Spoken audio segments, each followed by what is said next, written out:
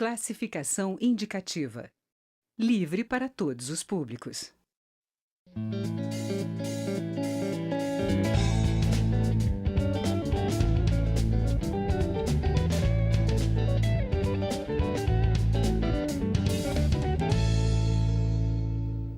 Olá! A reforma tributária esteve entre um dos temas mais discutidos na Câmara dos Deputados durante esta legislatura, os últimos 4 anos. Um acordo geral e suprapartidário foi costurado para sair uma proposta centrada na simplificação do sistema. O texto permite ainda a unificação de tributos sobre o consumo e, ao mesmo tempo, reduz o impacto para os mais pobres. E nesta edição de retrospectiva do Palavra Aberta, eu converso com o relator da proposta de emenda à Constituição, deputado Luiz Carlos Rauli, do PSDB do Paraná. E o programa tem uma produção conjunta da TV e da Rádio Câmara.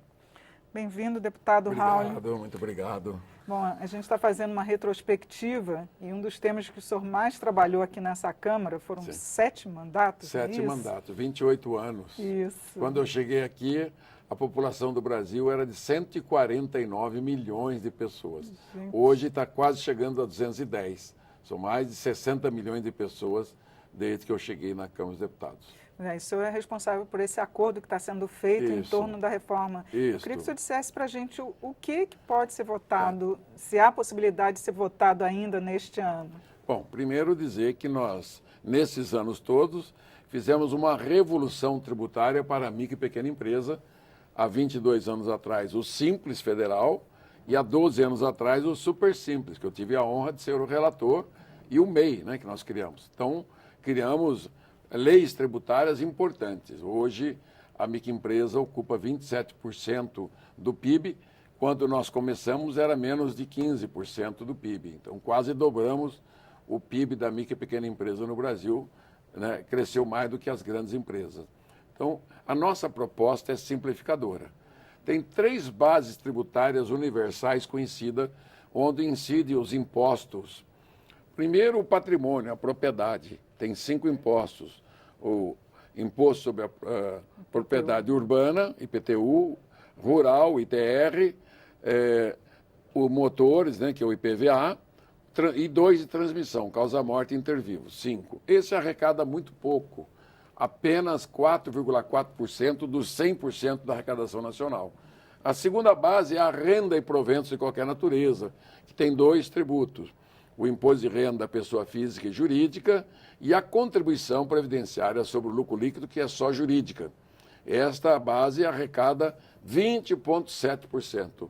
A terceira base, que é o consumo, que tem o ISS municipal, o ICMS estadual e os impostos federais, IPI, o PIS, COFINS, CID, Salário de Educação, IOF, PASEP, e tem ali também o Fundo de Garantia e outros, que representa 54,4% da arrecadação nacional. Mais da metade da arrecadação está na base de consumo, que vai para o preço, vai para a mercadoria e vai para o consumidor final. Ele que paga mais no embutido, né? Paga-se menos imposto de renda. E uma subbase que é a previdência, empregado, empregador, tanto do INSS quanto dos estados e municípios da União, que arrecada 20,3%. Somando dá 100% da arrecadação nacional. Onde está o erro? O erro está, primeiro, no excesso de tributos na base do consumo. Tem 9 grandes tributos, que devia virar 1 ou 2 no máximo. Que penaliza, inclusive, os que ganham menos. Isso. Aí a primeira questão simplifica. O imposto de renda, que tem 2, vira 1. Propriedade mantém e previdência mantém. Então, se nós colocarmos um IVA, o Imposto de Valor Agregado, o que é o IVA? É o mesmo que fosse a soma do ICMS e do ISS, é a mesma base de bens e serviços. Ou seja, o PIS e COFINS é a mesma base. Então, nós teríamos, então, um tributo IVA, valor agregado, no débito e crédito em cada operação, desde que saia matéria-prima, né, seja mineral, vegetal ou animal, até o consumidor final. Cada etapa que passa cobra a fase anterior e deduz o que pagou, chama IVA, Imposto de Valor Agregado, ou Imposto de Valor Acrescentado, né? Ou valor adicionado, é a mesma coisa. E aí nós vamos colocar uma tecnologia, que é o modelo Abu Dhabi, que é a cobrança eletrônica. Sim. Será tudo online. O imposto não vai ficar retido mais na mão da empresa. Acaba com a burocracia, simplifica, diminui a corrupção, zera a elisão, acaba com o contencioso tributário, a burocracia zera. Então, aumenta a arrecadação. Aumenta a arrecadação. Nessa base IVA, dá para tirar o imposto de comida, de remédio, para diminuir a carga tributária dos mais pobres. Dá para ficar imposto zero para esses setores? Para esses dois setores, zero. Ou o próximo de zero. Sim. Também dá para devolver dinheiro para as famílias mais pobres. Em vez de você fazer a nota fiscal de Brasília, sim, Paulista, do Paraná, ficar distribuindo o prêmiozinho, você devolve para baixa renda, para diminuir a regressividade. O que é a regressividade? É quando você tributa mais os mais pobres e menos os mais ricos. Então dá para aumentar a carga tributária dos ricos e diminuir dos pobres. Tem grandes vantagens. Claro. Agora, eu queria saber como é que estão as conversas com a equipe econômica do presidente eleito, Jair Bolsonaro, para ver se tem possibilidade de realmente ser aprovado agora ou mesmo no início do próximo governo. Estou fazendo de tudo, de toda a minha força, meu foco, minha força, minha fé em Deus, para convencer o presidente Bolsonaro, Paulo Guedes, a sua equipe, né, o Marco Sintra e toda a sua equipe para aprovar ainda este ano, porque o Michel Temer já está convencido, o Rodrigo Maia já me autorizou e também os líderes de todos os partidos. Essa é uma proposta suprapartidária. Eu falei agora há pouco com 2 governadores do PSDB. Eu falei, olha, a nossa proposta tributária vai dar a vocês, se for aprovada este ano, só a aprovação, um crescimento de 6% ao ano. Isso vai ser 3 vezes mais do que o crescimento que tem acontecido no Brasil nos últimos 30 anos. Então, ao invés de vocês terem 8% de crescimento em 4 anos, estou oferecendo 25% de crescimento. Mais a inflação, vai ter uma arrecadação acrescida de 40%, que vai pagar o déficit público, vai poder dar aumento salarial, vai poder ter mais dinheiro para a saúde, para a educação, para a segurança. Essa reforma era reclamada até pelos governadores, porque eles diziam todos, que perdiam, né? Prefeitos, por causa do governadores, ICMS, empresários, trabalhadores, auditores, os órgãos mundiais, Banco Mundial, Banco Interamericano, todos. O diagnóstico é um só. Saiu um diagnóstico semana passada que entre os 190 países do mundo que tem facilitação para comércio, para desenvolvimento mercantil, comercial, o Brasil, 180º, 108. E a tributária é 184º. De 190, nós só ganhamos de 6. Então, é o pior sistema tributário do mundo. Nós estamos oferecendo para ser um dos 10 melhores do mundo. Está estudado, tem toda uma equipe competente da Câmara, temos o SEBRAE com a gente, o FGV Rio, tem estudos da CECIF São Paulo, do Instituto Atlântico de São Paulo, tem o IPEA, temos estudos aqui feitos, demonstram que nós estamos fazendo uma harmonização com o sistema tributário europeu da OCDE. É isso, né? Agora, deputado, como a gente está fazendo uma retrospectiva, queria que o senhor falasse para a gente um pouco, né, principalmente nessa última legislatura, os projetos que o senhor relatou, o que o senhor destacaria? Bom, eu destaco nos meus anos de parlamento, que são 28, primeiro, a primeira lei de transparência de contas públicas, de minha autoria.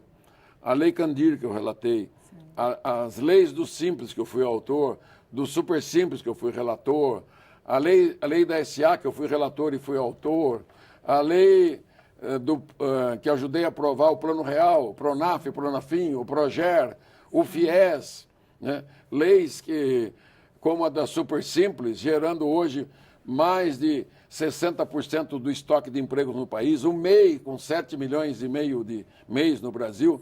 Eu destacaria... Os empresários são os que mais empregam, né? Exatamente. Na educação, a minha ideia que foi roubada, né, pelo governo do PT, que é a de financiamento do estudante com impostos, que é o FIES? ProUni? ProUni, porque a ideia minha, eu apresentei o projeto, fui derrotado 2 vezes. Qual que era a ideia? Pegar os impostos das universidades particulares, ao invés de eles pagarem os impostos, paguem em bolsa.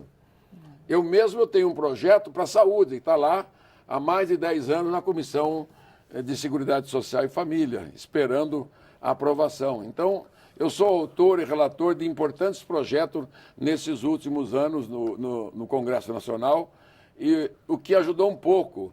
Mas eu tenho trabalhado essa matéria tributária há muitos anos, só que agora eu sou relator há 1 ano e meio. Sim. E eu estou focando nela como a reforma mais importante dos últimos 50 anos. Mais até do que a da Previdência? Mais, muito mais. Mais que o Plano Real, 3 vezes mais. A Previdência, a expectativa do governo, se aprovasse o projeto original do Arthur, era dar uma receita anual, um ganho de 60 bilhões. A minha proposta dá 400 bilhões por ano de ganho no PIB. Como 1/3 do PIB são tributos, você pode colocar sossegadamente 170 bilhões por ano de tributos a mais. E milhões de empregos. Sim. Entendeu? E tem viabilidade de aprovar porque ela é suprapartidária, ela atende o interesse de todos os partidos na casa, Câmara e Senado, trabalhadores, empresários, auditores, as entidades de OAB, né? Governadores e prefeitos, porque não tem milagre cada um querer resolver o seu problema na guerra fiscal. Tem que acabar com esse modelo caduco que destruiu a economia brasileira. E não tem jeitinho, todos os jeitinhos que fizeram só destruíram a economia brasileira, porque o coração da economia de qualquer país é a estrutura tributária, quanto que o Estado precisa de impostos e de que maneira ele arrecada. Como no Brasil é 1/3, tem países como a Dinamarca que é 50% de impostos. Sim. A França, 40 e poucos por cento, mas aqui no Brasil é 1/3, é 33%. A aplicação lá é diferente também, né? Não, eu estou falando que é o tipo de Estado que você tem. O Brasil é o 22º país da OCDE que mais arrecada, não é o primeiro. Então, o que eu estou propondo é que esse 1/3 da arrecadação seja feita diminuindo a sonegação que custa de perda 500 bilhões por ano de impostos, a renúncia fiscal da guerra fiscal e da renúncia federal, 500 bilhões por ano, o contencioso tributário, que é na justiça e nas disputas judiciais, 2 trilhões de estoque. A dívida ativa, que declara que vai pagar e não paga, 3 trilhões de reais. Que mais? Também tem a burocracia, que custa 60 bilhões por ano para pagar os impostos. E mais a regressividade. O pobre que ganha 2 salários mínimos paga 53,9% de impostos. E o rico que ganha acima de 30 salários paga só 29% de impostos, segundo o IPEA. Então, que a minha proposta começa a mudar toda essa realidade negativa, que é o círculo negativo, e cria um círculo virtuoso da economia. Mais dinheiro nas mãos das pessoas, menor custo de produção, menor carga tributária para todos, vai diminuir o preço dos produtos, vai aumentar o poder aquisitivo das famílias, de milhões de famílias mais pobres, e cria um círculo virtuoso. Consequentemente, mais empregos, mais salários, mais impostos, porque o PIB vai crescer, sem aumentar a carga tributária. Governo federal, estados e municípios terão dinheiro para pôr na saúde, no SUS, na educação, na segurança. Se não for isso, se não fizer, o novo governo já nasce sem nenhuma perspectiva, como aconteceu nos últimos governos.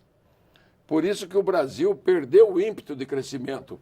Sabia que o Brasil cresceu durante 50 anos a 6,3% ao ano, antes da China e da Coreia serem tigres? De 1930 a 1980, o Brasil foi dos países que mais cresceram no mundo. 6,3% ao ano.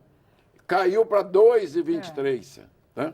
Não é possível. Claro. O que aconteceu? O meu diagnóstico, que as 3 grandes crises que o Brasil teve, a do Figueiredo. Petróleo, né? Não, a do Figueiredo, 81, 83, o PIB recuou 8,5%.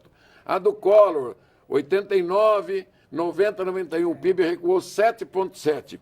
A da Dilma, 14, 15, 16, o PIB recuou 8,2%. E pior, a crise da Dilma, mesmo ela tendo sido tirada do governo, continua crescendo 1%, porque não tem perspectiva. Se o presidente Michel Temer tivesse patrocinado a reforma tributária, este ano estaria em 6, 7% o crescimento do PIB perante o mundo. Não precisa nem implementar a proposta, só o anúncio. Tá certo, deputado. Muito Eu obrigada que pela agradeço. sua participação aqui e também nos nossos outros programas, né? O senhor sempre atende de bom grado aqui. a Reforma TV tributária Câmara. já, né? E que Isso. Deus abençoe o Brasil. Eu que agradeço. Eu conversei sobre a reforma tributária e um balanço do mandato do deputado Luiz Carlos Rauli, do PSDB do Paraná. Assista esta e outras edições do Palavra Aberta em nosso site, câmara.leg.br/Palavra Aberta. Eu sou Regina Assunção, agradeço a sua audiência. Até a próxima.